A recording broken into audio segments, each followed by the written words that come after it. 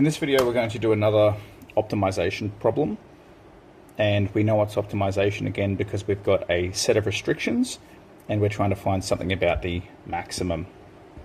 Now, with all optimization, as we've said before, you're going to have something that you're given and you're going to take that and put it into something that you're trying to optimize. So let's read the question. A cuboid container with a base length twice its width is made with 48 square meters of metal. A cuboid container, so some sort of rectangular prism. It says something about determining things to do with height, where x is in meters, express the volume. Okay, so really what are we trying to get down to? We're given something, we're trying to maximize something. So let's really just get down to brass tacks here. What are we given? We're given something to do with area. And what are we trying to maximize? The maximum volume.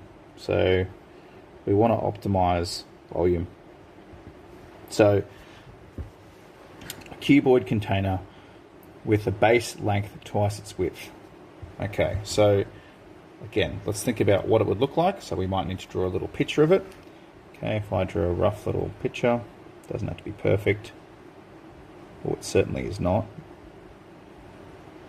where its length is twice its width. Well, here's its width, and there's the length, twice its width, and well, it's h tall.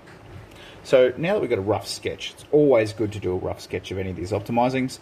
Let's think about what the area is of this shape. Well, the area, to put it simply, you will get 48 when you do two lots of hx plus two lots of x times 2x plus two lots of h times 2x. So basically, when you do two lots of the front face plus two lots of the bottom face plus two lots of the side face. So our front face here was our hx, which is what we had here. We've got two of them. Then let's do the side wall. The side wall is h times 2x. There you go, h times 2x. And then our bottom, or our top wall here, is x times 2x, which is what we had here. Okay. So all of this put together, we'll get 48. And let's just tidy it up a little bit when we have 2hx plus 4x squared plus 4hx. Now, that's what we've been given. We've been given this, and we've made an equation out of something we've been given, which is always the first step. The second step is to make some sort of equation that we're trying to optimize. Well, it's a rectangular prism. It's just length times width times height. Okay?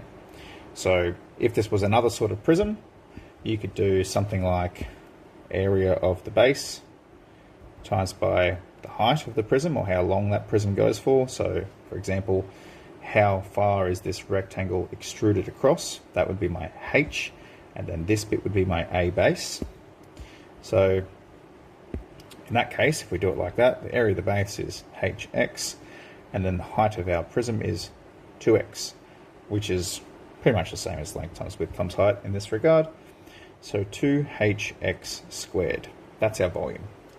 Now we want the maximum volume. Well, it's got two variables. This has two variables in it, h and x. This has two variables in it, h and x. So like with every optimization problem, we've got to rearrange our area equation as substituted in our volume equation. Okay? So I've got this lovely equation here, and I can choose to rearrange to get x, or I could choose to rearrange to get h. What I'm going to do is join some terms together and see what we can find. I've got 2hx's and 4hx's, so that's going to give me 6hx's plus 4x squared. Now, looking at that, I'm pretty sure it's going to be easier for me to take h out. So if I did 48 take 4x squared, is going to give me 6hx. And then what I can do is I can just divide both sides by 6x, and that's going to leave me with h. Now, let's tidy this up just a little bit. 48 divided by 6 is going to be 8, so that's going to be 8 over x. Take. Now you've got this right-hand side, if we're looking just here, okay, you've got the x on the bottom and x squared on the top, so that's essentially going to be 2x over 3. Now we're going to take this equation, put it into this volume equation up here, so I'm going to swap out the h for this. 2 times 8 over x minus 2x over 3 times x squared. Okay.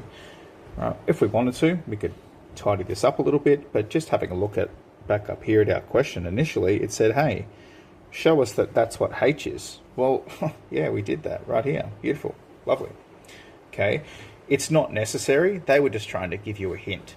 Okay. What's necessary is you know how to do all these steps without being given those hints. All right. This equation is now all in terms of x.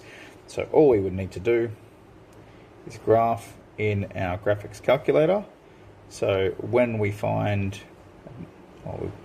shouldn't skip to, we're going to go gsolve max once we've got it.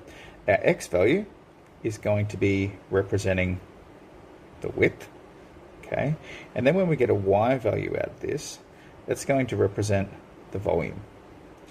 So the question is really asking us, if we really go back to the question, it wants us to determine the dimensions of the container and what the maximum volume is. So if we graph this, okay, and I'll quickly pause this and do it now, it's going to give me something that looks a little bit like this. It's not going to be great, I'll tell you, this sketch is sketchy.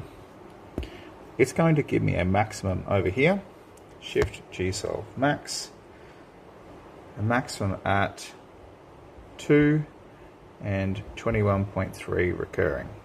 Well, that means that I have a width